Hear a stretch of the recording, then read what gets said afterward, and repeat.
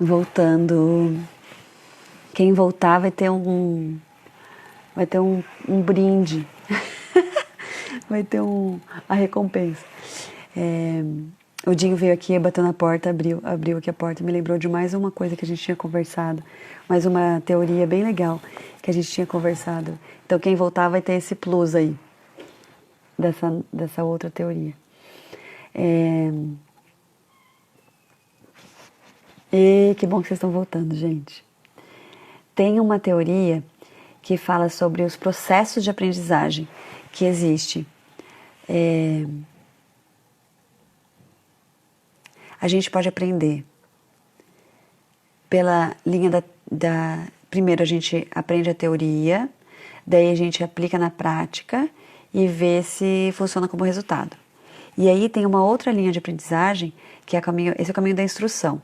E tem o caminho da descoberta, que é a gente pode viver uma prática e aí a gente pode avaliar aquela prática e daí disso tirar uma teoria.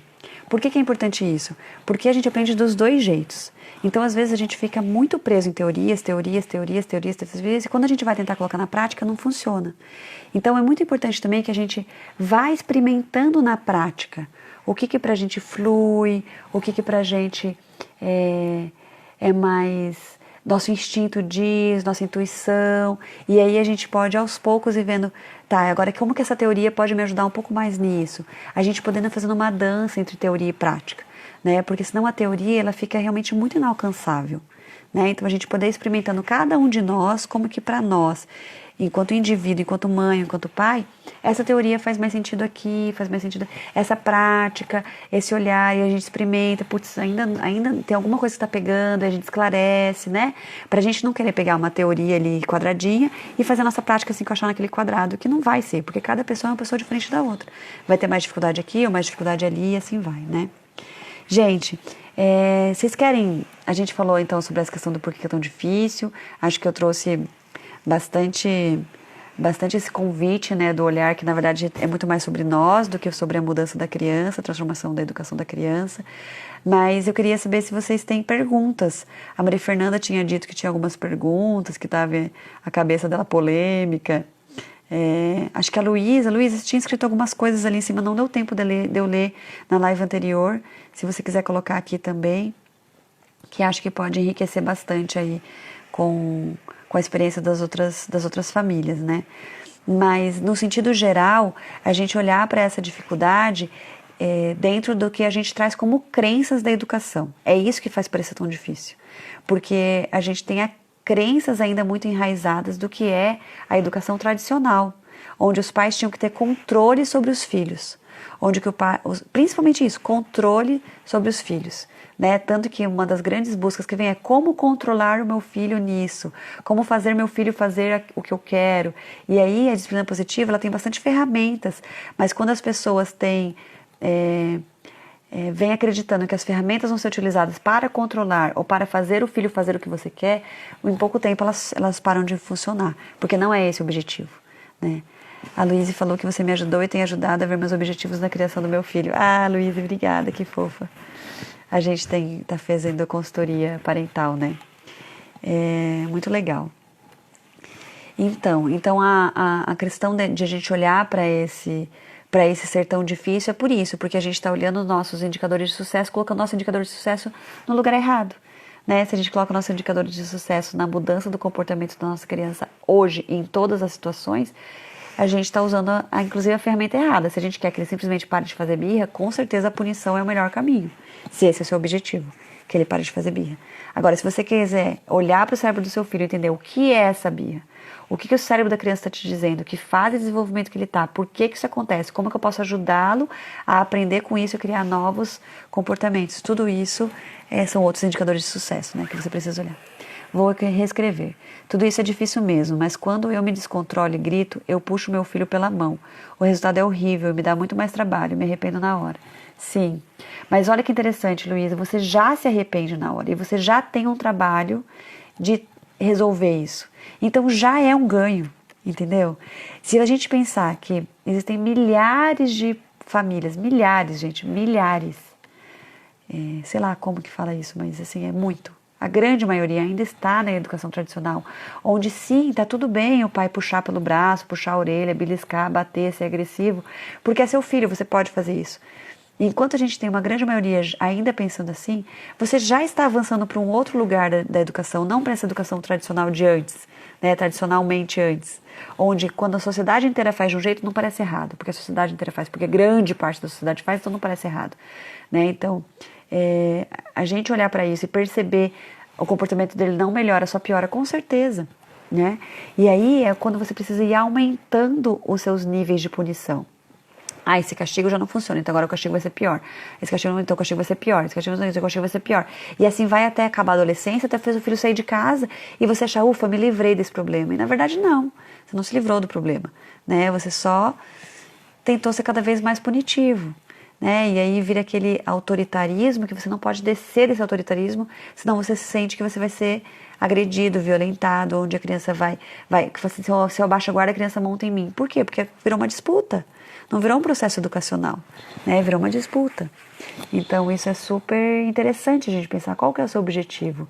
É fazer seu filho te obedecer, baixar a cabeça para você, etc. Realmente a disciplina positiva não é o caminho. Realmente uma educação mais empática não é o caminho, né? Então continue, se esse é o seu objetivo, continue na educação tradicional, né? Porque realmente esse não vai dar os resultados que você quer.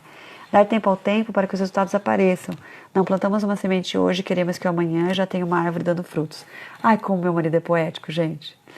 Ele também é educador parental. E é exatamente isso a teoria, né? A gente planta uma semente agora para essa árvore crescer e dar frutos lá no futuro, né? Então, essa é a ideia. Que frutos eu quero que o meu filho dê? Essa pergunta é muito legal. Que frutos eu quero ver o meu filho dando como árvore no futuro, quando for adulto? Né? Que ambiente eu quero criar, por exemplo, para um período de adolescência? Como é que eu crio isso desde agora? Barrando tudo que ele me traz, punindo cada vez que ele erra. Então, tudo isso é muito interessante a gente pensar que a gente está plantando para esses frutos no futuro, né? Essa é a principal mudança do nosso pensamento, com certeza. Essa chavinha tira o é difícil para o desafio vale a pena ser vencido. Não é que é difícil, é que é desafiante, porque a relação humana é desafiante, mas vale a pena ser vencido. E tudo bem se eu escorregar, eu levanto e continuo. Tudo bem se eu gritar, eu peço desculpa, eu vejo o que eu posso fazer para a próxima vez eu não gritar. Né? Eu mostro para o meu filho que eu errei, que não é esse caminho que a gente acredita. Né? Então, é muito interessante. Essa mudança de chave é muito importante. Não é sobre o agora, é sobre como o agora me leva para o futuro esperado. Não é sobre fazê-lo me obedecer agora, é como agora, essas oportunidades de comportamento agora me levam para esse futuro esperado. Que futuro esperado é esse? Então esse é o primeiro passo, gente. Que futuro esperado é esse? Eu preciso ter claro quais são os meus objetivos na criação dos meus filhos e mudar essa chave. Tudo que acontece agora é oportunidade para chegar nesse futuro, lá na frente. Né? E sobre a nossa paciência, e é isso, é sobre nós, é o que ele falou. A nossa paciência tem a ver com a gente, não tem a ver com a criança.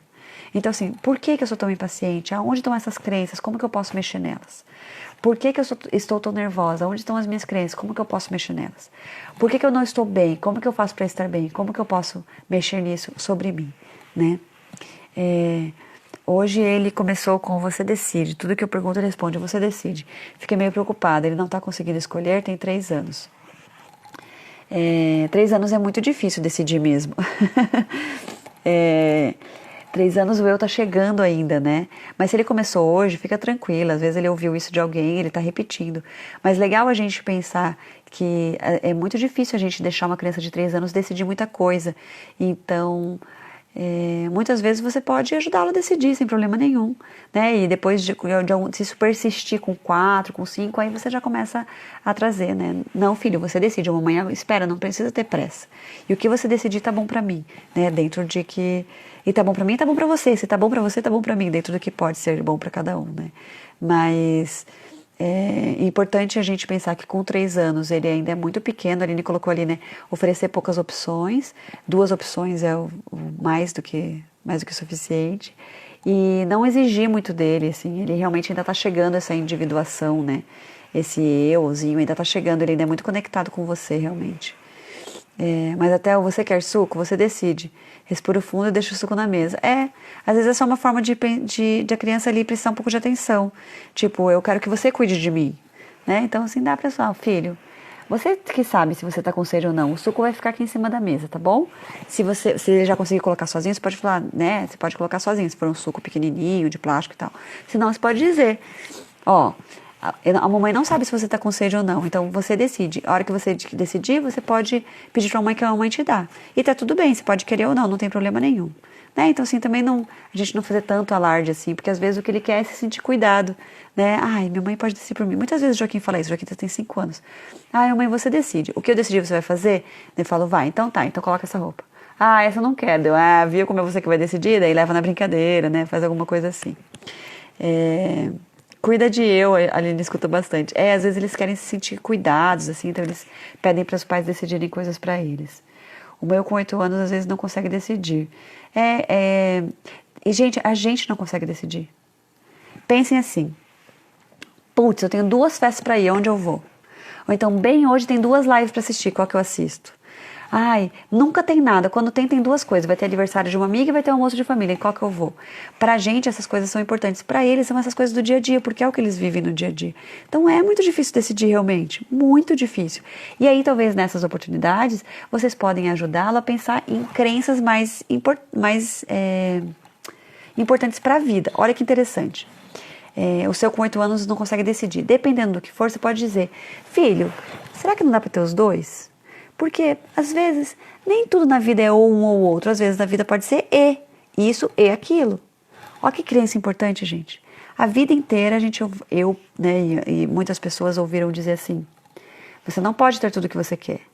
Quando você escolhe uma coisa, você perde outra. Gente, isso são crenças, são verdades, são fatos. Acontecem muitas vezes. Mas não é algo que tem que ser para tudo na vida. Né? E se a gente fica falando isso para nossos filhos, a gente fica... E sempre assim, não, você tem que decidir, decide. Filho, mas eu queria colocar essa blusa e também essa blusa. Não, decide. Põe uma em cima da outra. Qual o problema de pôr uma em cima da outra? Vai ser divertido para a criança e você vai estar ensinando uma crença de, ok, às vezes tem coisa que pode ser as 2. E aí, quando tiver coisa que não pode ser as 2, realmente, isso não dá para ser 2 coisas, tem que decidir uma. Mas se eu decidir isso, eu vou perder aquilo. Realmente, filho, tem alguns momentos na vida que a gente vai perder mesmo, faz parte. Então, bem interessante a gente ter essas oportunidades para ensinar crenças mais potencializadoras, assim, mais libertadoras, do que crenças limitantes só porque é mais fácil pra gente, né? É mais fácil lidar com o fato que a criança não vai colocar uma camiseta em cima da outra.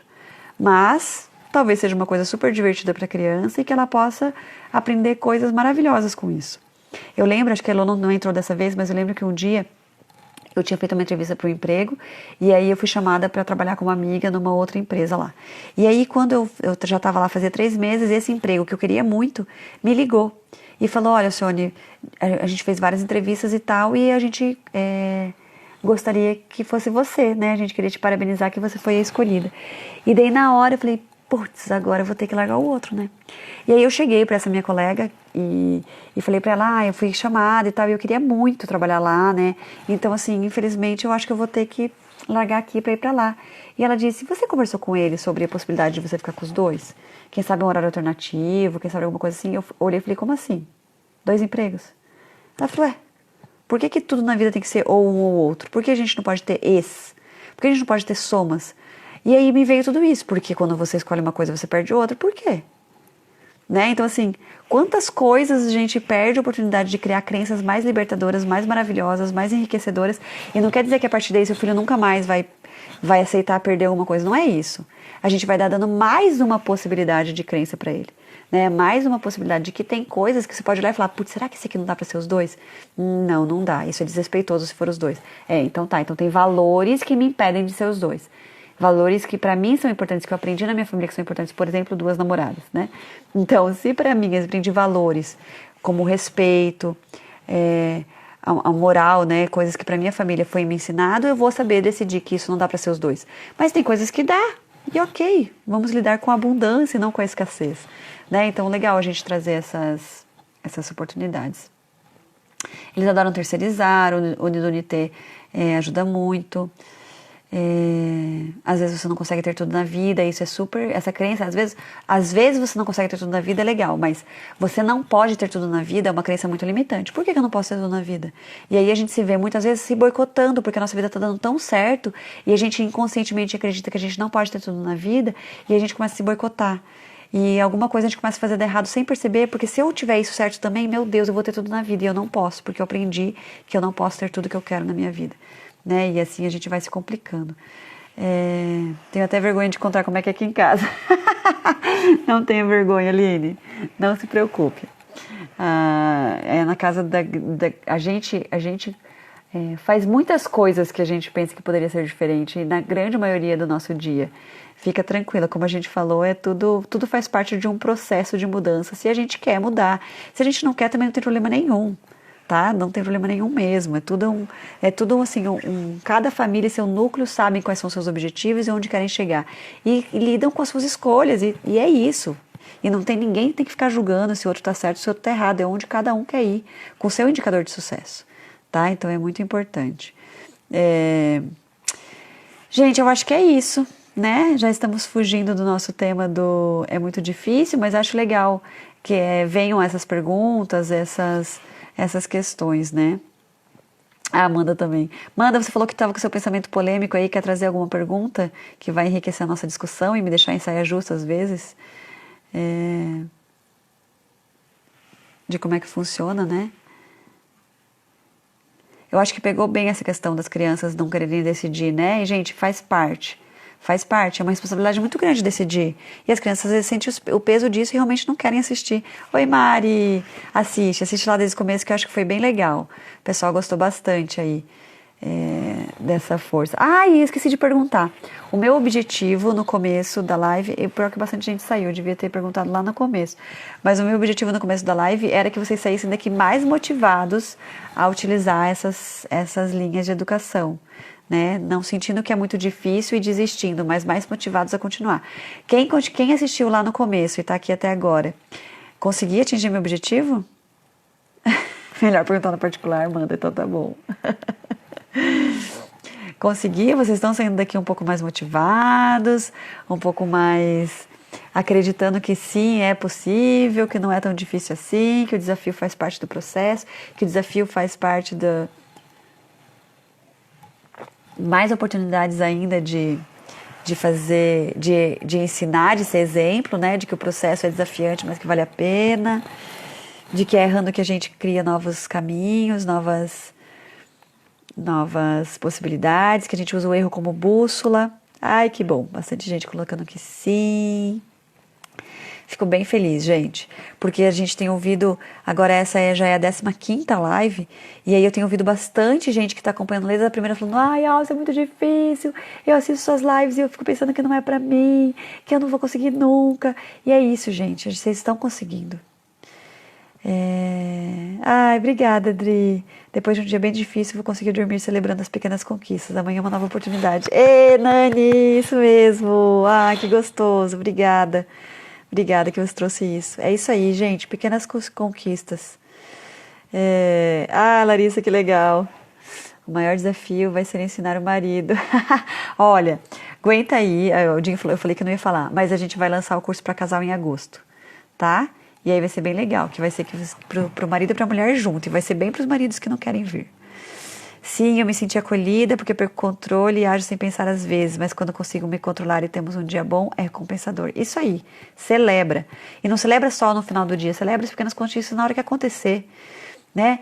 Filho, a gente conseguiu resolver isso juntos, a mamãe não ficou nervosa e você conseguiu falar, olha que bacana, nossa, muito legal. Vamos dançar vamos fazer uma dancinha? Aí cria uma dancinha de celebração, faz alguma coisa legal e divertida.